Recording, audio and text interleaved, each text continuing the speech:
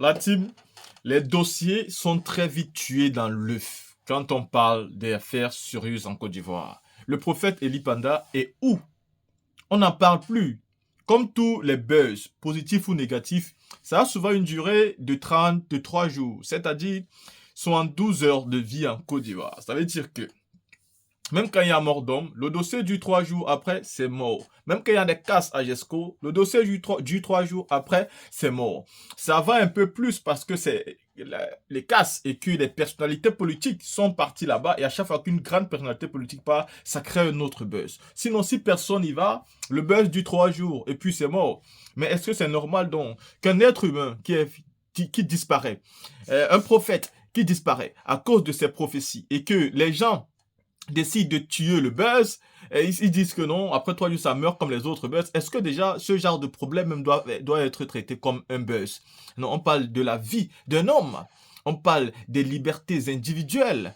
Si un homme est arrêté à cause de ses prophéties, si un homme est jeté en prison à cause de ses prophéties, mais on doit au moins dire aux gens dans quelle prison il est pour que les gens puissent aller là-bas rendre visite à ce dernier-là. Ceux qui veulent apporter de l'aide, qu'ils apportent de l'aide. Ceux qui veulent soutenir, soutiennent. Ceux qui veulent continuer à aller dans son sens, iront dans son sens. On a l'impression aussi que Lipenda était un vrai prophète. Parce que seuls les vrais sont aussi persécutés que ça. Je ne sais pas ce qu'il a fait de mal, mais seulement aujourd'hui, Pulchering Ballet a décidé de rouvrir encore le problème du prophète Eli Pinda, mais pas que ça. Elle a aussi parlé du cas de toutes ces personnes qu'on a arrêtées lors de la dernière manifestation pour dire non aux cas sans indemnisation, à ceux qu'on met dehors. Parce que oui, casser c'est quelque chose, développer un pays c'est quelque chose, mais il faut préparer tout ça.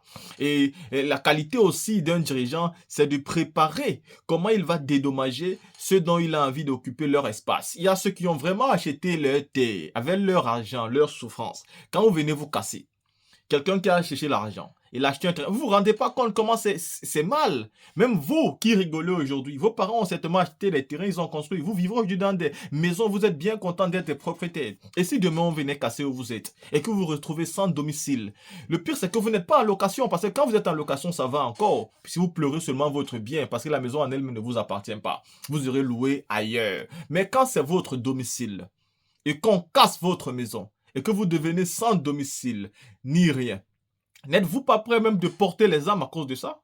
N'êtes-vous pas prêt de vous révolter à cause de ça? Et quand des personnes sortent encore pour manifester, pour dire non, nous voulons être indemnisés, on voit encore des policiers mal intentionnés qui vont arrêter ceux-ci et les envoyer devant le procureur. Heureusement que le procureur digne de ce nom leur a dit, allez chez vous et vous avez le droit de manifester pour revendiquer des indemnisations. Donc, heureusement qu'on a encore de bons procureurs. La team, je vous laisse ici là écouter Pulchering Ballet et vraiment l'une des personnes qui a décidé de manifester, quels qu'en soient les cas, pour les casses du GESCO. La team, écoutons ensemble. Envoyait beaucoup d'autres choses de l'autre main pour accroître la cherté de la vie. Et donc, on a lancé cette pétition. Malheureusement, au bout de 2 mois, jusqu'au 10 mars, on a recueilli seulement 4285 signatures en ligne. On n'a pas encore fait le point des signatures physiques. Donc, la semaine prochaine, on va vous donner tous les résultats de cette pétition. Ne nous décourageons pas, la lutte continue et elle doit continuer jusqu'à ce que nous obtenions les résultats que nous escomptons, c'est-à-dire un état de droit, un état où il fait mieux vivre pour le peuple. Voilà. On a lancé aussi un sondage dans le cadre de la préparation des élections de 2025.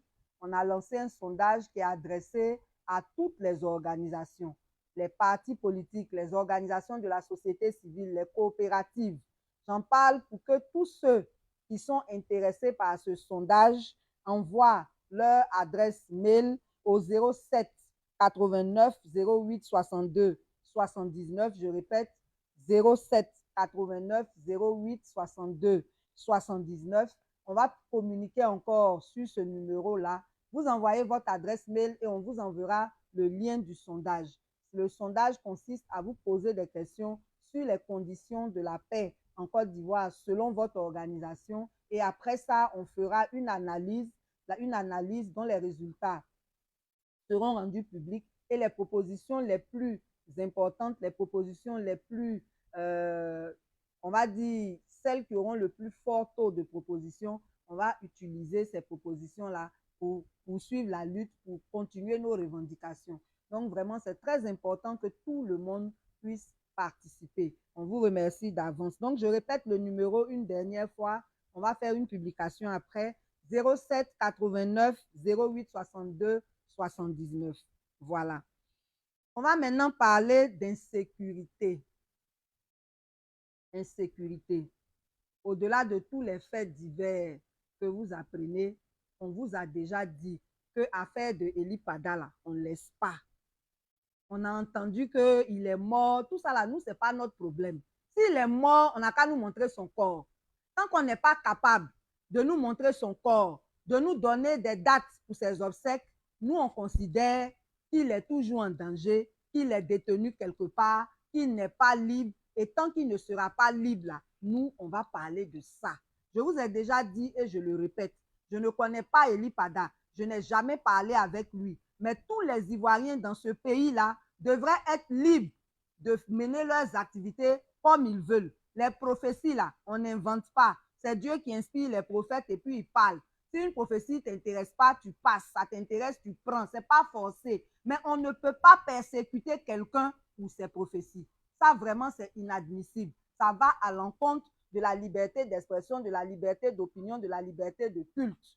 Donc, Eli Pada, tant que Puchéik Balé n'a pas vu Eli Pada libre et libre de ses mouvements et de ses activités, on va continuer à réclamer sa libération. Libération parce que même s'il n'est pas en prison, il est quelque part bâillonné.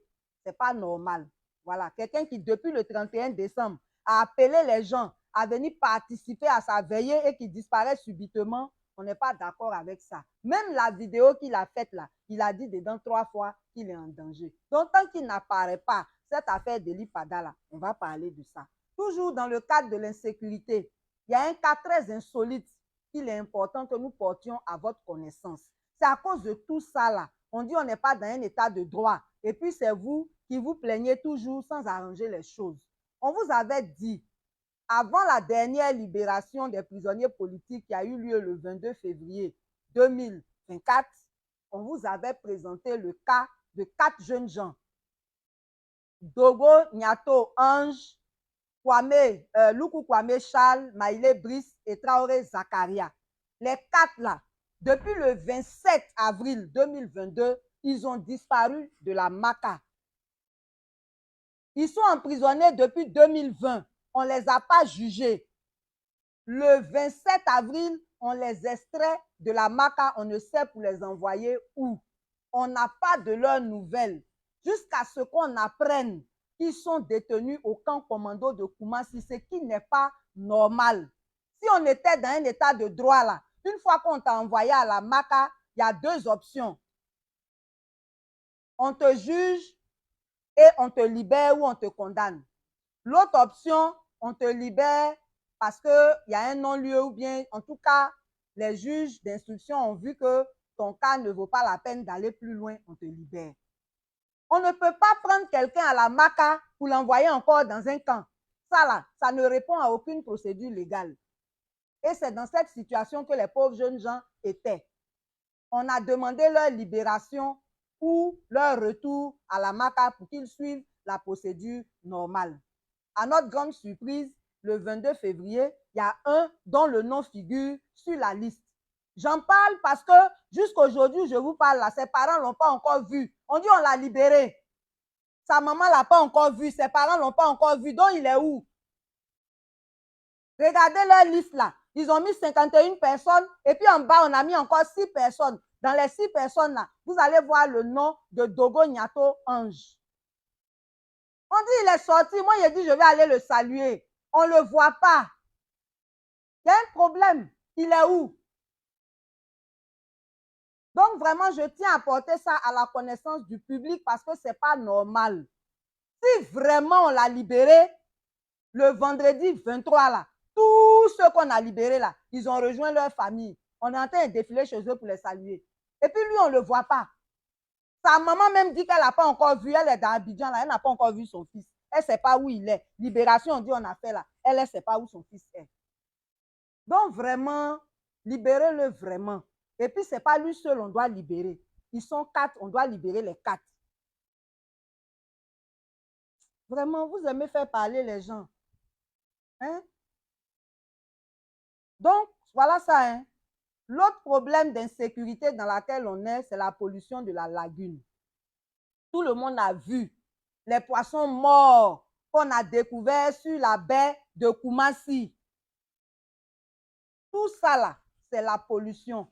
Le Centre ivoirien anti-pollution, CIAPOL, c'est votre travail de veiller à ce que les eaux, tout l'environnement ne soit pas pollué. Qu'est-ce qui s'est passé? Comme d'habitude, on diligente des enquêtes, on n'a jamais les résultats.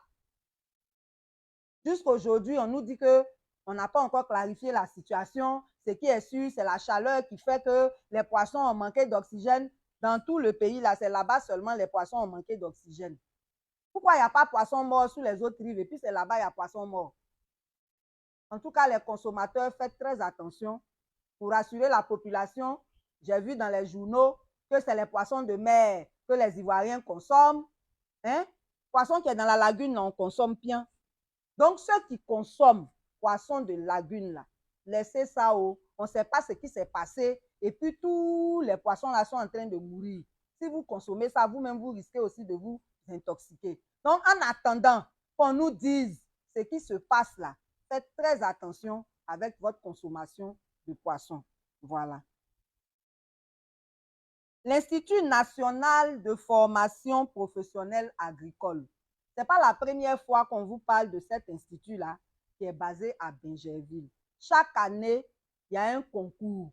Et une fois que les gens passent le concours, il y a environ 500 personnes qui sont affectées là-bas. Le problème, c'est qu'ils passent un concours pour entrer dans l'école. Normalement, les écoles où on passe concours, là, une fois que tu as été admis, tu es comme un élève fonctionnaire. Quand vous finissez, on doit vous affecter. Mais depuis un certain temps dans ce pays-là, il y a certaines écoles-là. Vous passez concours pour entrer et puis après, on vous fait encore passer un concours de recrutement. Ce qui n'est pas normal. Vous avez déjà passé le concours. Maintenant, dans le concours de recrutement, là, il faut avoir l'argent encore. Et là-bas, les BT, on paye 1,5 million. Ça, c'est le circuit parallèle, hein, ce n'est pas officiel. BTS, on paye 2 millions. Donc, les enfants de pauvres qui ont eu la chance d'avoir leur concours, là, ils se forment et puis ils sont sur le carreau. Et eux, ils n'ont pas l'argent pour payer ça. Et même qu'on ne communique pas réellement sur le nombre de places officielles. Hein? On peut vous dire qu'on a quand même recruté chaque année près de 500 élèves et pour le concours de recrutement, on va vous dire qu'on va prendre 15 personnes. Mais il faut faire le concours de départ là, en fonction des besoins en même temps. En tout cas, il y a des problèmes là-bas. Il y a une corruption autour de ce concours de recrutement qu'on tient à dénoncer, que les responsables de ce concours-là, si eux-mêmes ne sont pas impliqués dans cette corruption-là, ils fassent attention pour ne pas pénaliser les enfants des pauvres. C'est ce qu'on voulait dire. Dans la même veine à l'ENS, quand les gens sont reçus, ils sont stagiaires, après leur formation, là, on les envoie dans les villes. Et à Boaké, on nous a signalé qu'il y a un des stagiaires là qui se fait passer pour le coordonnateur, qui se permet de faire cotiser ses camarades pour les frais de mission des encadreurs. Les encadreurs là, ce sont des fonctionnaires. Quand ils viennent en mission là, ils ont leurs frais de mission. Ça, c'est quelle cotisation encore? Et puis, on met la pression sur les gens. Plus de 100 stagiaires, près de 150. On dit chacun n'a qu'à donner 5 500. Si vous prenez même 5 000 euros là, pour 100 personnes, ça fait 500 000. C'est quelle affaire ça? Et on leur met la pression. Quand on voit que les gens ne payent pas bien, on dit bon, payer 2 000. Tout ça là, c'est quoi? Quand on t'a envoyé, on m'a donné ton nom. Hein. Aujourd'hui là, il ne dit pas. Mais si tu continues là, non là va sortir. Et puis où tu dois m'emmener là, tu vas m'emmener là-bas. J'ai tous les messages qui sont balancés dans le groupe pour faire pression sur les autres pour qu'ils puissent payer cet argent-là alors que ce n'est pas normal. Comme on est dans le pays de l'impunité, chacun fait ce qu'il veut. Mais nous, là, on va dénoncer ce qui tombe dans nos oreilles. Donc, le fameux coordonnateur, tu es stagiaire comme tes camarades, il faut étudier, tu as quitté là-bas pour aller travailler. Ce n'est pas la peine de te mettre dans des choses bizarres et puis tu fais en direct, tu as raison. Donc, la prochaine fois, si ça se poursuit, quand on finit le direct, on va demander si ça continue. Le mardi prochain, on va venir vous dire son nom. avec son encadreur même pour lequel il fait cotisation, tout ça là. On va venir dire leur nom ici. Voilà. Donc, aujourd'hui, comme je le disais, on n'a pas beaucoup de sujets parce qu'on n'a pas pu entrer dans notre boîte pour recueillir tous ceux qui nous envoient qui nous soumettent des problèmes là-bas. Mais ça va se régler cette semaine. Et donc, le sujet d'actualité, ce sont les déguerpissements abusifs. Ça là seulement là, c'est vraiment intolérable. Intolérable que des personnes soient installées dans un quartier, certains ont des papiers et on se permet, sans même communiquer avec eux, de venir casser leur maison sans indemnisation préalable. Et ça, c'est l'État qui fait des choses comme ça. Donc, nous, en tant qu'ONG, nous avons entrepris une campagne que nous allons poursuivre. Nous rencontrons les victimes pour faire l'état des lieux, parler avec elles, les conseiller sur les dispositions à prendre. Mais on parle aussi avec les menacés de victimes, de déguerpissement plutôt. Oui, ils sont menacés de devenir victimes, effectivement. Et donc, ceux-là, ils ont perdu le sommeil parce que leur quartier est sur la liste des 176. Et comme on vient comme un voleur dans la nuit pour casser leur maison, ils dorment d'un seul œil. Donc, ceux-là aussi, nous, on les visite pour leur donner des conseils. Et le samedi dernier, nous avons tenu une conférence pour dénoncer toutes ces pratiques et pour demander au gouvernement de se ressaisir, pour demander aux élus de prendre leurs responsabilités, pour demander aux chefs traditionnels et aux guides religieux de prendre leurs responsabilités. Si on avait plusieurs abbés à Bécan, je pense que la situation ne serait pas comme ça. Et les chefs à Tchan, là, c'est vous qui êtes les chefs traditionnels d'Abidjan. Vous tous, vous avez des voitures. Et puis, on vous exhibe à la télé pour dire on vous a donné voiture, on vous a donné carburant et ceci et cela. Tout ça pour que vous acceptiez la forfaiture qui se passe là-bas. Et vous acceptez. Quand on vous regarde comme ça, là, nous, on a honte. Parce que ça nous fait penser à l'ancien temps, là, où les gens envoyaient des miroirs à nos chefs, avec des pacotis pour obtenir de nous des choses précieuses. Pardonnez, ressaisissez-vous. En principe, là, il y a des choses qui ne se négocient pas. Les corrupteurs professionnels disent que chaque mouton a son prix, mais il y a des moutons qui n'ont pas de prix. Parce qu'il y a des choses qui ne sont pas négociables. La dignité, l'honneur, la défense de nos traditions. Dans les listes, là, il y a des villages qui sont dedans. Banco 1 qui a été détruit, là. C'est un village. C'est un village atier. À Tekoube, on appelle ça Agban Atier. Et puis à Yopougo, on appelle ça Banco. Il y a un chef de village, il a son arrêté de nomination. Le dernier chef même, là, c'est en janvier, on a signé son arrêté. Donc, ce n'est pas sérieux. On ne peut pas venir casser des villages. Et puis, vous, des chefs traditionnels, vous ne dites rien. Même si vous avez pris voiture et puis un secteur qu'on vous a donné là, vous pouvez au moins dire, vous pouvez au moins parler pour défendre la population, les gens qui sont sur votre terre. Parce que ici, là, c'est pareil, c'est la grande ville. Sinon, normalement, quand il y a un problème, là, c'est chez les chefs, on s'en va. Hein? Vous pouvez au moins parler pour dire la vérité que ça, là, c'est pas bon, c'est pas comme ça on fait. En tout cas, notre pays a de sérieux problèmes. On a pensé que les problèmes là étaient seulement politiques, électoraux, mais toutes les valeurs sont en train de disparaître. Et il est de notre devoir, nous, en tant que société civile, d'interpeller les uns et les autres et de faire en sorte qu'on revienne aux fondamentaux. Et ça, là, on ne va pas laisser. On ne va pas laisser. On va poursuivre cette lutte-là jusqu'à ce qu'on ait un état de droit, jusqu'à ce qu'on ait une société normale qui est basée sur des valeurs qui sont fondamentales. C'est quoi? Et puis même les chefs à Tchan, là, moi, je sais qu'il y a 63 villages, c'est quelle affaire de 60? Les 3 autres, là, que vous avez laissés là, c'est qui? Ou bien, eux, ils ne sont pas à vous. En tout cas, on va revenir dessus. On ne va pas laisser ça comme ça. Voilà. Donc, on a invité aujourd'hui, par rapport à ces déguerpissements, notre frère Silas Sekou, très courageux. En tout cas, s'il y avait des gens comme lui, nombreux dans la société civile, c'est sûr qu'on irait loin. Mais il y a un commencement à tout et il fallait que les personnes qui pensent de la même manière se retrouvent pour faire avancer la lutte. Donc lui, par rapport à certaines situations que lui-même il va expliquer tout à l'heure, il a lancé un mot d'ordre pour le 7 mars 2024, le jeudi passé là, pour protester contre les déguerpissements abusifs. Et au cours de cette marche, il y a des gens qui sont venus les arrêter. Ils sont venus les arrêter, ils ont été emprisonnés, ils ont été libérés le lendemain, ils ont été mis en garde à vue, ils ont même été déférés au parquet et c'est de là-bas maintenant qu'on a décidé de les libérer. Donc je l'ai invité parce que si moi-même je viens vous dire comment ça s'est passé, c'est pas la même chose. On dit l'eau qui sort de la bouche du poisson est la plus fraîche. Donc on va recevoir notre frère Silas Sekou, voilà, qui va venir à côté de moi pour que vous puissiez le voir. Bien. Et puis, on va lui poser quelques questions pour qu'il puisse nous expliquer comment les choses se sont passées, où on en est et où on va. Voilà. En tout cas, merci beaucoup, frère. Comment ça va? Attends 2 minutes. Je vais te mettre un micro. Excusez-nous, hein, c'est les aléas du direct. Voilà, c'est bon? C'est bien cadré? Ah, voilà.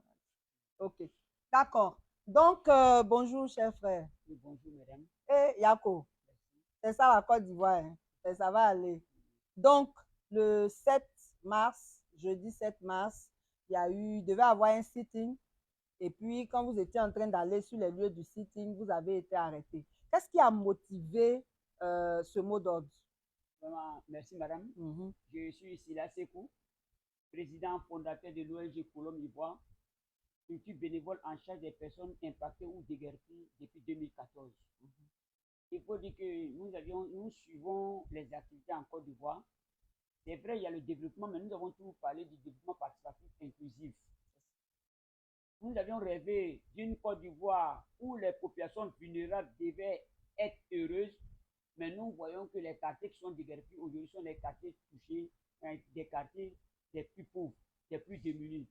Donc, il faut dire que depuis 2014, l'État de Côte d'Ivoire a travaillé à changer le plan directeur d'Abidjan. Donc, dans le cadre de leur projet, nous pensons, parce que selon les attitudes, nous pensons que les quartiers chrétiens sont en voie de disparition. Donc, nous avions interpellé certains responsables des projets. Nous avons interpellé certains responsables des projets. Mais il faut dire que depuis 2021, nous avons été informés par le Conseil national des droits de l'homme que le ministère de l'hydraulique, de l'assainissement et de la salubrité avait identifié 54 sites qui étaient considérés comme des zones à risque. Nous avions écrit au Conseil national des droits de l'homme. Nous avions écrit au ministère de la solidarité, au ministère de la salubrité, pour qu'ils puissent mettre à notre disposition la liste de ces quartiers, pour qu'on puisse aller faire une contre-expertise, pour nous rassurer que ces personnes sont vraiment dans des zones à risque. Nous, en tant qu'ONG, on peut participer à des campagnes de sensibilisation pour inviter les populations à libérer ces sites. Mais en réalité, nous sommes en train de voir qu'il y a une politique anti-pauvre. C'est ce qu'ils ne veulent pas qu'on puisse dire. Il y a une politique anti-pauvre. Il y a un projet d'expropriation des terrains des pauvres. Parce que nous ne pouvons pas comprendre que ces personnes qui ont participé au développement d'Abidjan, tout d'un coup, on vient leur dire qu'on va les déguerpir d'aller au village. Mais quelqu'un qui a fait 30 ans à Abidjan, 40 ans à Abidjan, 50 ans à Abidjan, même 20 ans à Abidjan, qui a vu tout, qui a investi à Abidjan, vous venez lui dire que vous allez casser chez lui pour qu'il puisse aller au village. Il ira au village chez qui? Mais celui-même qui dit ça là, pourquoi lui-même il ne va pas au Voilà village? pourquoi il ne va pas au village. Donc il ira au village chez qui? Donc nous avions écrit à la mairie de Yopougon. Vous leur demandez de mettre à notre disposition la liste des quartiers qui sont considérés comme zones à risque. La mairie de Yopougon n'a jamais fait. Nous avons écrit par plusieurs courriers à la mairie d'Atekoubé pour leur demander de mettre à notre disposition la liste de ces quartiers. Ça n'a jamais été fait. Mais ce qui nous fait encore mal pour la commune d'Atekoubé, parce qu'il faut que je revienne là-dessus. En 2000,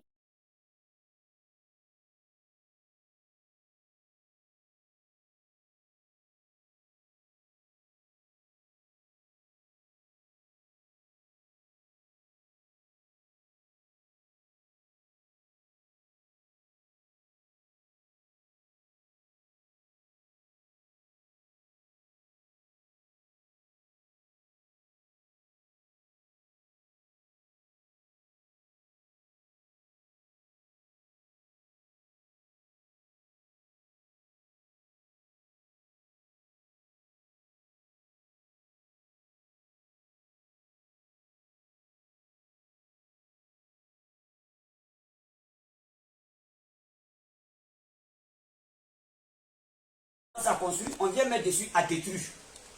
Mais quelques jours plus tard, le à détruire disparaît. Vous voyez? Mais ce qui nous paraît bizarre, le district d'Abidjan vient communiquer la liste de certains quartiers qui seront déguerpis. Mais il ne donne même pas de chronogramme. Ils n'ont pas prévu de programme de ces quartiers. Mais nous, en tant que ONG, en tant qu'une organisation de la société civile qui défend l'intérêt de ces populations, est-ce qu'on pourra suivre ce processus? Donc, le district a commencé son opération de déguerpissement des populations. Ils avaient fait croire aux populations qu'ils avaient arrêté leurs opérations. Le 1er mars dernier, ils vont déguerpir un quartier, faisant croire que ce quartier était un quartier précaire, alors que ce n'est pas un quartier précaire. Parce qu'ils parlent du quartier Institut des aveugles et stations. Ce quartier est approuvé, est loti. Nous les avons approchés pour leur demander de nous mettre en contact avec leurs responsables. Ils nous ont pas présenté leurs responsables. Vu la souffrance des populations, vu que des personnes encore dormaient à l'école, vu que des personnes dormaient encore dans la rue, nous avons décidé d'organiser un sitting. Et nous avons fait 3 courriers en bonne et due forme. Un courrier à monsieur le préfet d'Abidjan, un courrier à monsieur le directeur général de la police pour l'encadrement de notre manifestation, un courrier au Conseil national des droits de l'homme. C'est à la veille de la manifestation que monsieur le préfet nous écrit pour nous dire que notre manifestation n'est pas autorisée, mais que l'État a décidé de prendre en compte le problème des populations. Mais lorsque l'État décide de prendre en compte le problème des populations, il devait nous écrire aussi dans ce même courrier pour nous dire, pour nous orienter vers une structure. Oui. Mais ça n'a pas été fait. Donner un rendez-vous pour engager les négociations. Ça n'a pas été fait. Et nous dit, je ne suis pas en activité. Donc nous, on avait déjà lancé le mot d'ordre. Maintenant, j'ai expliqué à monsieur le commissaire de police, lorsqu'on était à la préfecture de police, à chaque fois que nous lançons une activité, monsieur le directeur général de la police prend souvent le temps pour imputer notre courrier à un chef de district qui nous appelle pour faire un travail avec nous. Oui, il fait un travail avec nous. Et en ce moment, il appelle les responsables des différents projets pour qu'on puisse accorder sur certaines questions. Mais ça n'a pas été fait. Donc nous sommes dit que notre manifestation étant pacifique, était autorisée. Bien sûr. Donc nous avons commencé une manifestation tranquillement parce que ces populations, d'abord il y a une confusion. Le gouvernement ivoirien fait croire que les populations sont indemnisées mais refusent de partir. On leur a demandé de mettre des bases de données à notre disposition. Parce que nos structures suivent les impactés du 4e pont. Nous suivons les impactés du métro d'Abidjan. Nous suivons les impactés de la V28 à Yopougon. Mais si on vient nous dire que nous avons été écœurés d'attendre que le porte-parole du gouvernement, ministre de la communication, a dit que 1000 propriétaires de cours de Bolivara ont été logés à Songon. Mais ça nous a surpris. Parce que pour que les populations soient logées, pris en compte dans le cadre du projet du 4e pont, il fallait qu'on puisse revendiquer, il fallait qu'on puisse aller encore au violon, il fallait que la BAD puisse prendre en compte nos doléances. Parce que l'État de Côte d'Ivoire en 2017 avait fait croire que les populations avaient été indemnisées. Donc ils attendaient le OK de la BAD pour faire disparaître certains quartiers. Nous avions écrit plusieurs fois à la BAD. Nous avions visité 5 sites de recasement acquis par l'État de Côte d'Ivoire. 2 sites à Niamey, 3 sites à Songo. Mais un seul site est aujourd'hui, un seul site est habité. Mais elle est 4 autres sites. Mais permettez aux autres populations aussi de bénéficier de ces sites. Mais vous dites aux populations qu'il n'y a plus de terrain. Donc pour nous, l'ONG Colombe, nous pensons que c'est une première prise de contact que nous avons fait avec les populations. Comme l'État est garant du bien-être du peuple, nous demandons seulement au gouvernement de respecter ses engagements vis-à-vis de la population. La nouvelle constitution ivoirienne est claire à son article 11 qui parle du logement. La déclaration universelle des Nations Unies ratifiée par les États membres de l'ONU, des droits fondamentaux des populations, le droit au logement, le droit à l'éducation, le droit à la formation, le droit à la santé. Mais quand on vient déguerpir des populations sans mesure d'accompagnement, on leur dit d'aller au village. Il faut dire que, on fait déjà la promotion de la prostitution. On fait la promotion de la dislocation de la cellule familiale, l'abandon scolaire, le grand banditisme. J'ai une fois dit à l'État, à certains dirigeants des projets en 2017, je leur ai dit Au lieu de construire un centre antiterroriste, créer des opportunités d'emploi pour la jeunesse, financer le projet des femmes, formons nos jeunes, parce que quand un jeune est bien formé, il n'écoutera pas ceux qui viendront lui proposer peut-être la violence. Donc je tiens ici à remercier tous ceux qui ont participé à notre libération, de près et de loin. Nous leur disons merci. C'est pourquoi ce matin je suis venu au nom des populations sans voix et des sans-abri pour dire merci à Pulchéry Goualé. Mon ONG est apolitique. Lorsque nous avions lancé l'appel pour demander à toutes les organisations de la société civile de participer à la conférence de presse de notre ONG pour lancer un mouvement pour dire au gouvernement d'arrêter immédiatement son projet de démolition des bâtiments, c'est Mme Pulchéry Goualé seule qui a répondu. Donc, lorsque quelqu'un répond à tes appels, même pendant notre arrestation, elle nous a apporté de la nourriture. Donc, je ne pouvais rien lui dire et devais lui dire merci. Je suis avec Pulchéry Goualé aujourd'hui, je suis avec Pulchéry Goualé demain, je suis avec Pulchéry Goualé après-demain. Je pense que ensemble nous serons forts. Oui, ensemble nous pourrons essuyer les lames des populations parce que depuis 10 ans, chaque jour que Dieu fait, il y a un déguerpissement. La population ne dort plus. C'est pourquoi la Côte d'Ivoire est la première aujourd'hui sur l'immigration, sur la migration clandestine. Parce que les jeunes nous disent chaque fois, les jeunes nous disent, je préfère mourir en mer que mourir d'humiliation. Parce que chaque fois, nos parents sont humiliés. Donc sur ce, je vous remercie. Ne partez pas, monsieur Sekou, ne part pas. J'aimerais préciser que le cas de ces déguerpis-là, c'est vraiment une situation sérieuse. On vous invite à aller regarder notre dernier focus sur les éleveurs. Des gens que l'État n'a pas financés. 133 fermiers qui ont pris... Il y a des handicapés. Ils ont pris leur argent pour investir. Et l'État vient sans prévenir, on vient, on casse leur ferme. Allez vous-même regarder ce reportage pour voir à quel point les populations sont méprisées. Parce que quand on veut faire un déplacement, c'est pour ça qu'on parle de déguerpissement, hein, il y a une différence entre déplacement et déguerpissement. Le déguerpissement, il est brutal. Il ne respecte pas de normes. Il porte des préjudices aux populations. Le déplacement, lui, se fait selon les normes. Il y a des réunions qui sont tenues, il y a des délais qui sont donnés, il y a des indemnités qui sont données. Tout se fait sans précariser le niveau de vie des populations qu'on déplace. Donc ça là, ce n'est pas une affaire politique. C'est un problème social et économique. Et l'État a le devoir de protéger les populations. Donc ce n'est pas l'État qui va les rendre plus pauvres qu'ils ne l'étaient. Ce n'est pas l'État qui va venir détruire des logements, des scolarités, des activités des gens. Ce n'est pas l'État qui doit faire ça. Et c'est de ça qu'on est en train de parler. Et c'est pour ça que le frère Sekou est ferme. Parce que défendre des populations qui sont lésées, là, il n'y a rien de mal dedans. Et ce que les gens doivent savoir, qui est très important, quand nous nous plaignons toujours de la façon dont nos autorités gèrent les libertés, là, c'est sérieux.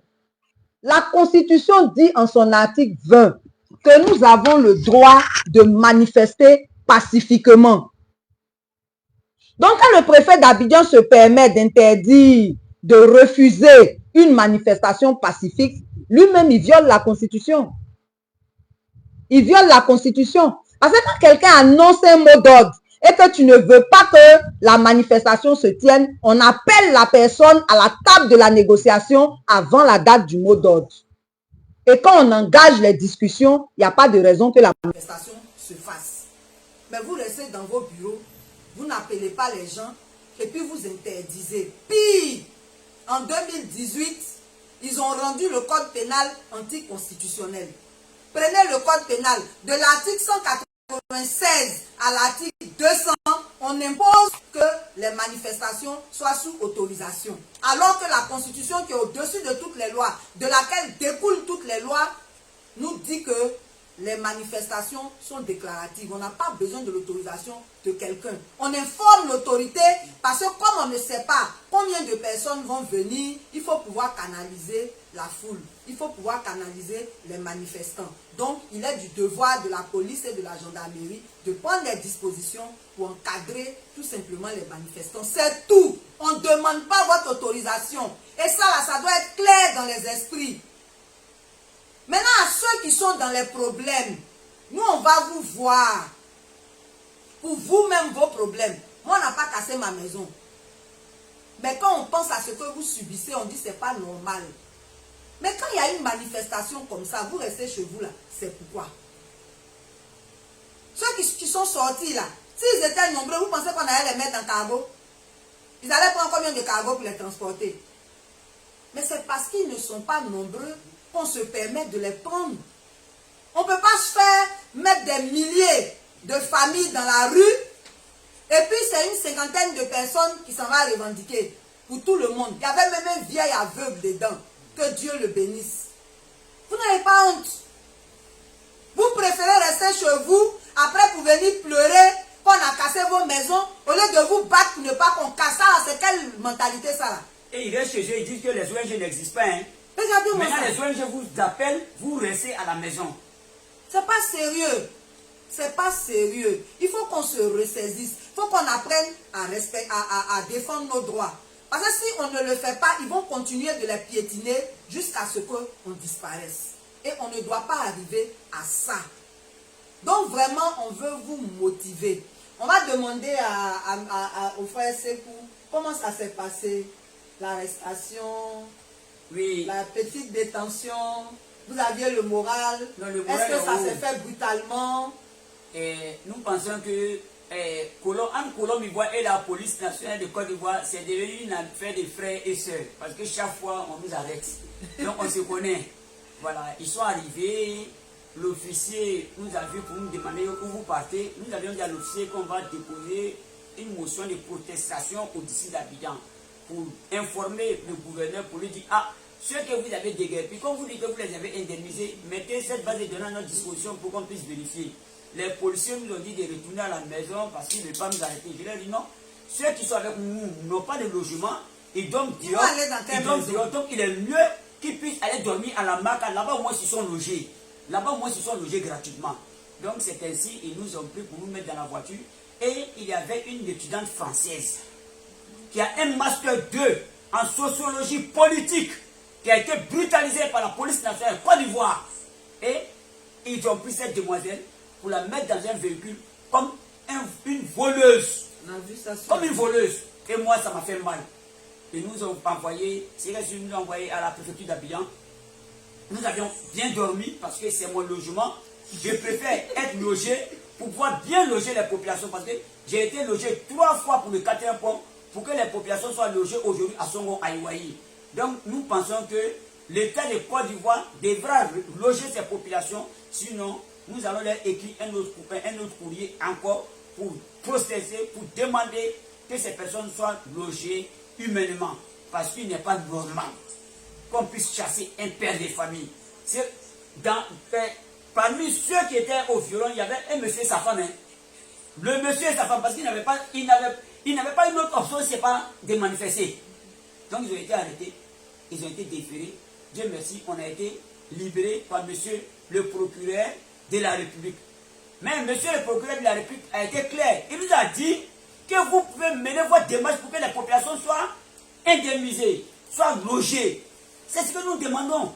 Une juste et préalable indemnisation des populations. L'État est garant du bien-être de la population. Mais tu es notre papa. L'État est notre papa. Si on a eu des moyens pour mettre des carburants dans les cargos, pour aller gazer les populations, si on a eu des moyens pour louer des bulldozers, pour acheter des véhicules aux chefs traditionnels, pour les chefs traditionnels, c'est qu'on peut loger la population. Donc, l'État peut faire des efforts. Et nous parlons de l'embellissement d'Abidjan. Mais nous sommes tous d'accord. Moi, je le dis et je le répète. Si je n'étais pas pour le développement, je ne porterai pas mon choix sur le président Alassane Ouattara en 2010. J'ai risqué ma vie pour le président Alassane Ouattara en 2010. j'ai pris mon magasin au plateau d'Oku pour faire QG du RDR et du RADP en 2010 pour faire la promotion de la politique du président Alassane Ouattara. Parce qu'il a dit, donnez-moi 5 ans pour changer votre condition de vie. Voilà, mais 15 ans, lorsqu'on voit le contraire, que ces populations que nous sommes allés solliciter, demander leur voix, sont déguerpies, moi, si là c'est coup, je n'accepterai jamais. C'est pourquoi j'ai dit, depuis 2014, que d'autres ont choisi d'être avec les riches, mais moi, j'ai choisi d'être avec les pauvres. Et nous allons nous battre, pour la dignité des pauvres. Nous pensons que la lutte va continuer. Je suis avec Mme Pulchéry. Nous allons continuer cette lutte pour que chaque déguerpi puisse avoir sa clé. C'est tout. Il faut que chaque déguerpi soit logé. Comme les déguerpis, les propriétaires résidents de Boribana, les propriétaires résidents de Santé 3 Mosiko, les propriétaires résidents de Yaosei, les propriétaires résidents de Doukouré. Oui, il faut les loger. Il faut qu'ils soient logés. Nous lançons un appel aussi aux bailleurs de fonds. Les bailleurs de fonds, vous financez les projets, vous ne suivez pas. C'est ça. Le gouvernement fait croire que les populations ont été indemnisées. Et pourtant, souvent, c'est le contraire. Donc, nous vous demandons de prendre en compte l'indemnisation des populations pour vous rassurer que ces populations ont été indemnisées. Parce que, je me rappelle encore pour le 4e fonds, certains PV du 4e fonds ont été modifiés et falsifiés. Et certains cas de la BAD sont complices de cette destruction humaine, de cette catastrophe humaine. Si, madame, je vous remercie. Merci, mon frère. Merci. Donc, pour résumer, c'est impératif de lutter pour que les plus pauvres ne soient pas menés à la mort. Dans la société, là, chacun a son rôle. C'est eux-là qui sont vos ouvriers. C'est eux-là qui sont vos ménagères, ainsi de suite. C'est eux qui sont vos employés. Quand ils vont aller au village, là, qui va faire le travail qu'ils doivent faire? Et puis, c'est une question de justice. Quelqu'un a construit sa maison. Quand tu veux casser, comme c'est toi qui as le pouvoir, tu le payes, tu le dédommages, il s'en va. C'est pas compliqué. C'est pas compliqué. Et ça, là, si c'est à cause de ça, vous voulez nous emprisonner, là, vraiment multiplier les prisons. Parce qu'on arrive, on va mieux se préparer pour revenir encore. Voilà. Et on demande à toutes ces populations-là de se mobiliser. Donc, je profite pour annoncer que le samedi prochain, on aura 2 réunions. Une réunion avec les responsables de tous ces groupes-là pour mieux organiser la lutte, pour qu'ils entrent dans leurs droits. Et une autre réunion avec les responsables de la société civile, dont vous aurez aussi des nouvelles. Ce qui est sûr, la lutte continue. Merci beaucoup. Avant de finir notre direct, on va inviter aussi une sœur. Elle était avec nous déjà une fois ici, après la nomination du nouveau gouverneur du district. La lutte continue aussi